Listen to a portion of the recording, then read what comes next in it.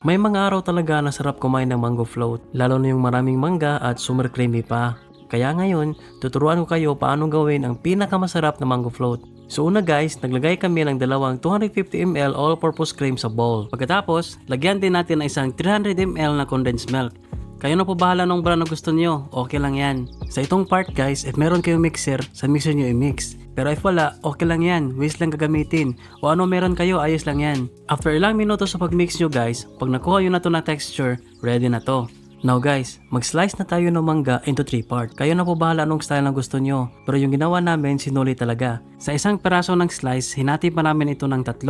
Kaya meron kaming 6 na peraso lahat sa isang mangga. Sapagkat yung buto, hindi naman kasama. So ito na siya guys, pero as I said, kayo na po bahala anong style ng pag-slice nyo. Okay lang yan. Sa isang bowl na naman guys, maglagay tayo ng evaporada milk. Kasi dito natin i-dip yung graham natin.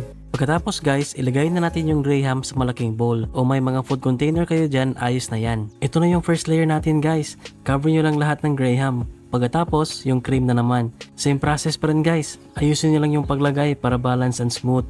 Pagkatapos, pwede na natin ilagay yung mangga. Maraming mangga ang nilagay namin para lalong masarap. Ulitin nyo lang lahat yung proseso guys. Kayo na bahala ilang layer na gusto nyo or until mapuno na yung bowl at container. Actually nga guys, pwede nyo din to ibenta. Sure ako maraming bibili nito kasi masarap. Sa last layer guys, after ng cream, fresh graham na ang ilagay natin. Nakakatulong kasi ito mapanatili ang tamang consistency at texture ng graham layer. 'Di ba? May nalaman naman kayo. Pagkatapos guys, pwede natin ilagay yung mango cubes. Hindi lang to pang decoration ha, pero magbibigay din to ng fresh flavor at yummy texture. Kaya yung ginawa namin, sobrang dami yung mango cubes yung nilagay. Pwede na itong tawaging overloaded mango float. So ito na guys, ilagay natin sa refrigerator like for 6 hours or pwede naman din overnight. Ito na siya guys, ready to serve na to. Slice muna natin kasi dami na naman kapitbahay humingi. Pero don't worry guys, atin pa din yung unang tikim. Kita nyo naman guys, di ba sobrang creamy and overloaded pa sa mangga. Pwede din to pang midnight snack mamaya while manood ng movie. O di ba? Sobrang aesthetic tignan.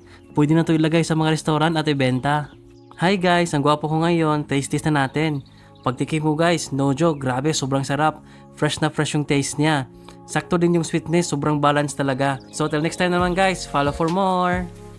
Okay guys, bago matapos yung video, may introduce po ko sa inyo. Pwede nyo to gawing libangan and pwede din kayo kumita ng pera dito. Ang tawag dito ay 1xBet. Nilagay ko yung link sa comment section guys, click nyo na lang yan, then register kayo. Pagkatapos nyo mag-click sa link guys, ilagay nyo lang yung first name nyo, last name, then yung email address. Tapos yung password nyo, then yung promo code na recipes. All caps yan lahat ha, all caps. RECIPES recipes. Pagkatapos nyo mag-register guys, then mag-deposit kayo, magkatanggap kayo ng up to 6,000 pesos. So ano pa hinintay nyo? Register na. Actually guys, dali lang to laruin kasi meron mga NBA games dyan na pwede kayo mag-bet.